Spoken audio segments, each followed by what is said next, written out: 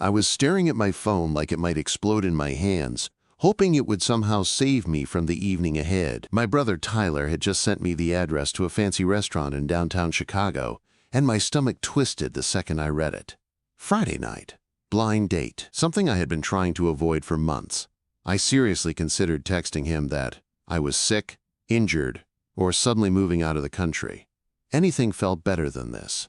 It was 6:15 in the evening, and I had 30 minutes before I was supposed to meet a complete stranger. Tyler had been pushing this on me for 3 solid months. Every family dinner turned into a lecture about how I needed to start dating again. Every phone call somehow ended with him reminding me that I was still single. He acted like it was a personal failure. My last relationship had ended 2 years ago in a complete mess, and I had worked hard to be okay on my own. I was fine being alone. Tyler refused to accept that.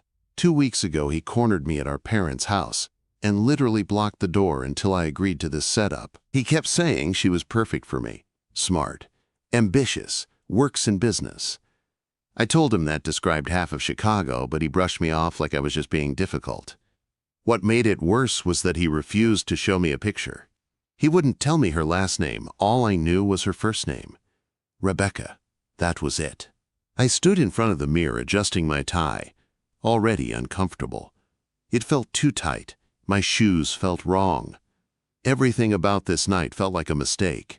I looked at my reflection and wondered how I ended up here, letting my younger brother bully me into a blind date like I was 16. But I also knew if I backed out now, Tyler would never let it go. My mom would hear about it, and that disappointed look she had was worse than any argument. So I grabbed my keys and headed out. Chicago traffic did nothing to calm my nerves. Red lights stretched forever, and my mind ran through every possible disaster. What if she was boring? What if we had nothing to talk about? What if Tyler had completely misjudged this like he usually did? Last year he set our cousin up with someone, and they spent the whole dinner arguing about pizza. It was painful to watch. The restaurant was called Giordano's, the kind of place that made you feel underdressed no matter what you wore. Dim lights, white tablecloths, waiters in suits. I felt out of place the moment I stepped inside. The hostess smiled at me in that knowing way, like she had seen this exact nervous look 100 times before. I told her I was meeting someone. She checked her list, nodded, and led me through the restaurant to a corner table near the windows. Table 8. She told me my date had not arrived yet, then walked away, leaving me alone with my thoughts. I sat down and pretended to read the menu while my heart raced. I faced the door because I wanted to see her before she saw me. Tyler had only given me 2 details about Rebecca. Light brown hair, probably dressed professionally. That described almost every woman in this city. I checked my phone. 6:50. At 6:53, the front door opened, and everything inside me froze. A woman walked in, and it felt like the air left my lungs. Not nervous cold, not excited cold, the kind of cold that hits when something is very wrong. Because the woman standing by the entrance was Rebecca Sterling, my CEO. The woman who ran the company I worked for. The woman who led every major meeting. The woman whose emails made entire departments panic. She wasn't wearing her usual work outfit. She had on a burgundy dress, her hair styled differently, softer, but there was no mistaking her. For a second, my brain refused to accept it. Maybe she was here for a business dinner. Maybe this was just a coincidence. I watched her talk to the hostess, trying to convince myself she would walk right past my table. Then, the hostess pointed, straight toward me. Toward table 8. My heart slammed into my chest.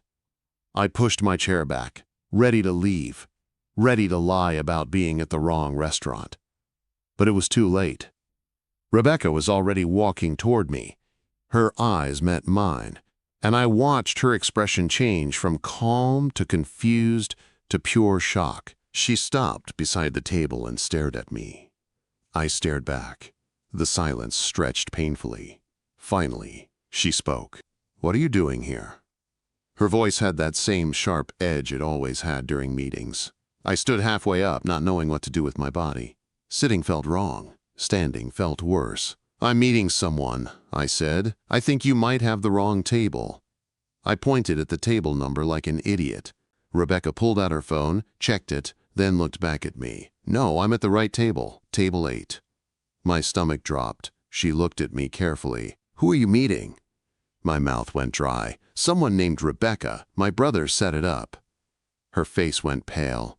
"I'm meeting someone named Connor," she said quietly. "My friend Lauren set it up." We stared at each other as the truth settled between us, heavy and impossible to ignore. At the same time, we both said, "You have got to be kidding me." For a moment, neither of us moved. The noise of the restaurant faded into the background, and it felt like the entire world had narrowed down to that small table in the corner. Rebecca slowly sat down, like her legs had given up on her. I followed a second later because standing felt impossible. She covered her face with one hand. "This cannot be real." "I swear I didn't know," I said quickly. Tyler refused to tell me anything. No last name, no picture, nothing. She let out a short laugh that sounded more like disbelief than humor. Lauren did the same thing. She said first impressions were better without expectations. "Well, this is definitely an impression," I said. Rebecca dropped her hand and looked at me, really looked at me, like she was trying to see me as something other than an employee. It was unsettling.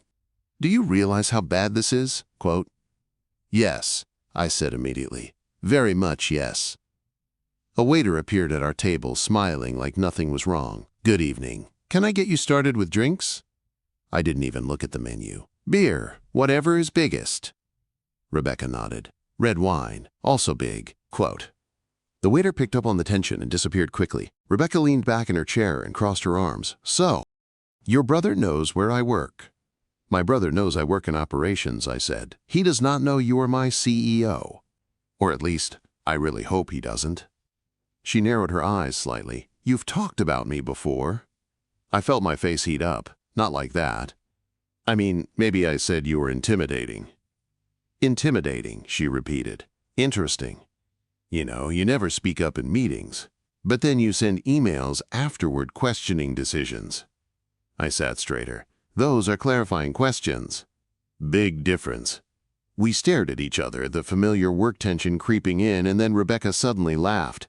It was sharp and almost panicked. "We are arguing about work on a blind date." "Worst date in history," I said. The waiter returned with our drinks, set them down, and vanished again like he wanted no part of this. Rebecca took a long sip of her wine and sighed. "Look, this is a disaster. But we're already here. And I'm starving. It would be a waste to leave without eating." I blinked. "You want to stay?" "Just dinner," she said quickly. "We eat. We talk like normal adults. Then we agree this never happened." I thought about Tyler's reaction if I walked out, about my mom, about the reservation. 1 hour, I said. Then we go back to pretending this was a bad dream. Rebecca nodded. "Deal." We ordered our food in near silence. I felt hyper-aware of everything. The way she held her glass. The way she focused on the menu like it was a report. When the waiter left, I finally spoke again. "So this is officially the weirdest thing that has happened to me all year." She smiled just a little. "Same. And I once got stuck in an elevator with the board of directors." The first part of dinner was painful. We talked about traffic, construction, the weather. Safe topics. Empty topics. Anything to avoid the obvious. I kept running out of things to say, and every silence felt loud. Then Rebecca surprised me. "Tyler mentioned you volunteer," she said. "What do you do?" Something in my chest loosened. "I teach coding classes at a community center on the north side. Teenagers, basic programming, web design." Her posture changed instantly. She leaned forward. "The Northside Community Center on Ashland?" I nodded. "Yeah." Her eyes widened. "I'm on the board there." I stared at her. "You are?" She nodded. "We approved funding for the technology program last year." It hit me all at once. "You funded the equipment upgrade." Rebecca shrugged. "Those kids deserve real resources." I didn't know what to say. This didn't match the image I had of her at work. The strict CEO, the intimidating presence. We have 15 new computers because of you." She waved it off. It mattered. The conversation shifted without me noticing. We talked about the center, about the kids, about growing up without support. Rebecca told me about her childhood, about watching people underestimate her. I told her about students who didn't believe they were smart until they built something on a screen. Time passed fast. Too fast. When the waiter cleared our plates, I checked my watch. "We've been here an hour and a half." Rebecca looked surprised. "Already?" She smiled. A real smile this time. "I guess we're less unbearable outside of meetings." I laughed. "You're way less scary when you're not talking about efficiency metrics." She tossed her napkin at me. I provide guidance. We split dessert. Chocolate lava cake. It felt oddly intimate. When we walked out to the parking lot, the night air felt different. We stopped by her car, both of us unsure what to do next. "This was better than I expected," I admitted. "Still weird, but better." Rebecca nodded. "Same, but this can't happen again. Dating someone from work is dangerous. Dating your CEO is worse." She was right. I knew that. Probably best to forget it. She hesitated, just for a second, then nodded. "Good night, Connor." "Good night." I watched her drive away with a strange ache in my chest. Monday morning, I saw her in the lobby. Same professional look. Same calm expression. But when our eyes met, something passed between us that hadn't been there before, and I knew forgetting was not going to be easy. Monday felt wrong from the second I walked into the building.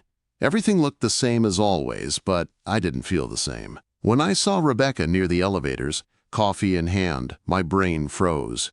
She looked like my CEO again. Professional, controlled, distant. But now I knew what her real smile looked like. And the polite one she gave the office didn't fool me anymore. She glanced at me for half a second, then looked away like nothing had happened. My heart started racing anyway. The morning meeting was torture. Rebecca stood at the front of the room going over projections like she always did. Confident, sharp, in control. I tried to focus on the numbers on my screen, but my mind kept replaying Friday night. Her laugh. The way she talked about the community center. The way time disappeared when we stopped pretending. When she asked if anyone had concerns about the timeline, my hand went up before I could stop it. "I think operations can meet the goals," I said, my voice steadier than I felt. "But we might need extra support during the transition period." The room went quiet. Rebecca looked at me, really looked at me, like she was seeing me again for the first time. "That's a fair point," she said. "Let's discuss resources after the meeting." My coworker James leaned over and whispered, "You okay? You never talk in these." I nodded, but I wasn't okay. I was painfully aware of every glance, every word. That Saturday, I went to the community center like I always did. The kids were loud, arguing over whose code broke the program. I was setting up laptops when the front doors opened. I looked up and froze.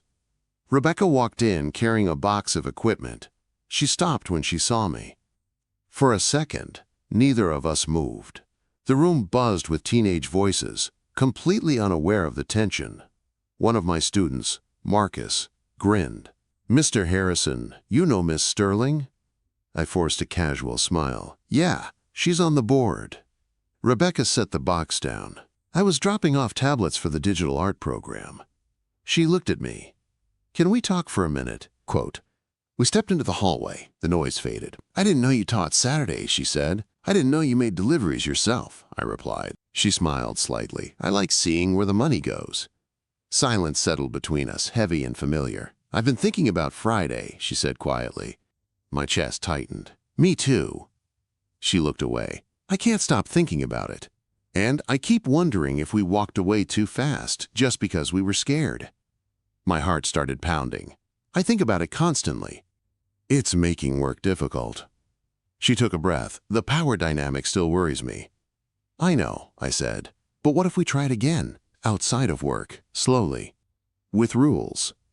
She studied my face. "If this affects your job, we stop." "Deal." I held out my hand. She took it. Her hand was warm, and the contact sent a shock through me. We started meeting quietly. Coffee shops far from the office. Long walks by the lake at night. Places where no one knew us. It felt secret and fragile, like something that could break if we moved too fast. We talked about everything except work. She listened in a way that made me feel seen. I listened in a way that made her open up. We kissed twice, soft, careful, like we were both afraid of ruining it. Then everything went wrong. I was walking through Millennium Park on a Sunday when James called my name. He jogged over, out of breath. "Thought I saw Rebecca Sterling here," he said casually. "Crazy seeing her outside work, right?" My stomach dropped. That night, Rebecca and I met on a bench, both stressed. "People are starting to notice," she said. "I was afraid of this." At work, the whispers started. Looks lingered.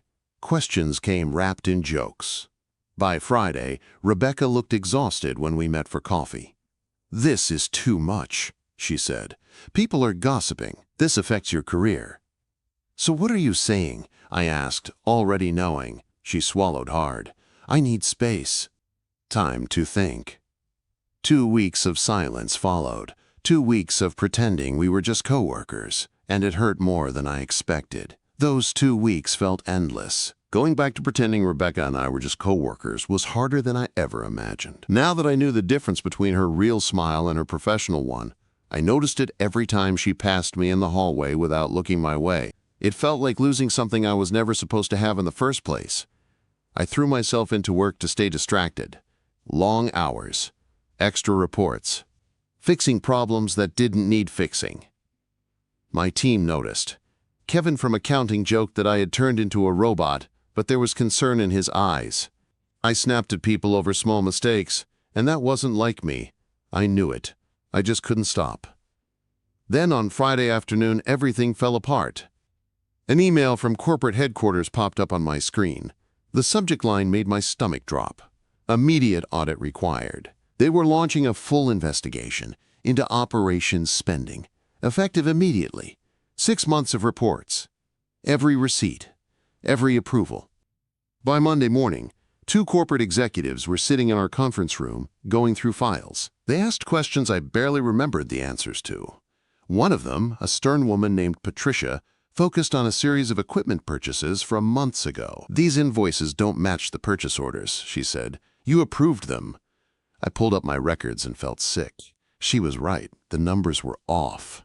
Not by much, but enough to matter. "I took over after these relationships were already set up," I said. I followed the existing process. Patricia didn't look convinced. "Your signature makes you responsible." By Tuesday, the words suspension and termination were being said out loud. I sat alone in my office staring at spreadsheets that suddenly felt like they were written in another language. If this went wrong, my career was over. Wednesday afternoon, there was a knock on my door. Rebecca stood there holding her tablet. Focused. Serious. "Can I come in?" she asked. "I think I found something." She closed the door and sat across from me. "I've been reviewing system logs. There was a software error back in August. It caused duplicate payments but only recorded 1 entry in the reports."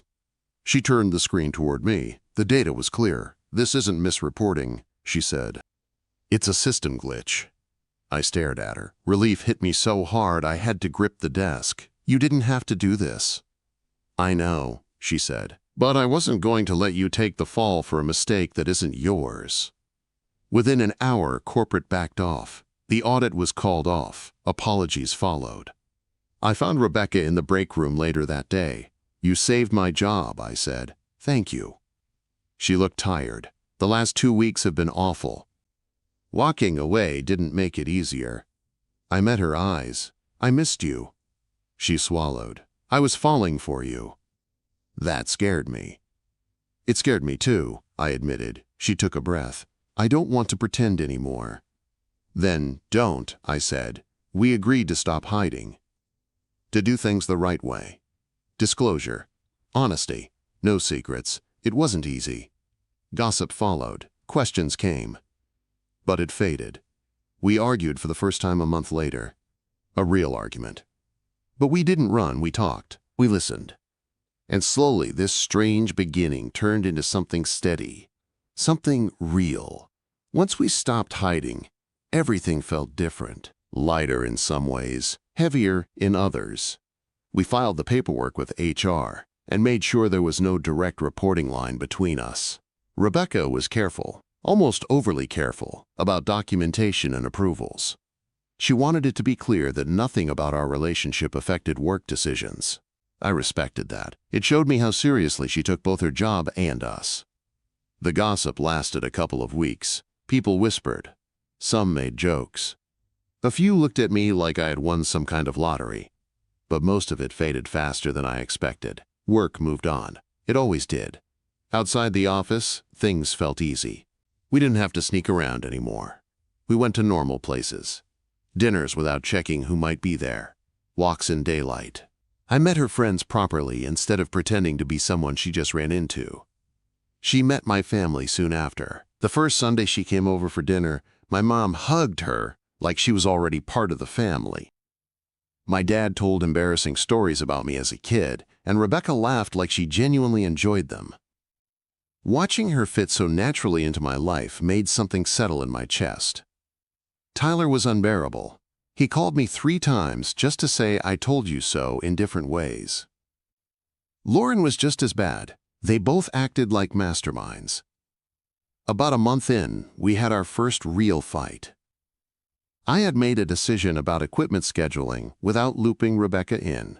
From my perspective, it was routine. From hers, it crossed a line we had agreed not to blur. We argued in her office after hours, voices raised, frustration thick in the air. For a moment I was scared. Old habits kicked in, the instinct to shut down, to walk away before things got messy. But we didn't. We slowed down, we listened, we found a compromise. I realized that disagreement didn't mean the end. It just meant we were learning each other. 3 months after our disastrous first date, I suggested we go back to Giordano's. Rebecca stared at me like I had lost my mind. Absolutely not. I laughed. Come on, let's replace the bad memory with a good one. She sighed. You're impossible. But she agreed. We sat at the same table, ordered the same food. Halfway through dinner, she started laughing. Remember when you thought I was stealing your table? I thought you were the last person I would ever want to have dinner with, I said. I was so wrong. She reached across the table and took my hand. And now? And now you're the person I want to sit across from every night.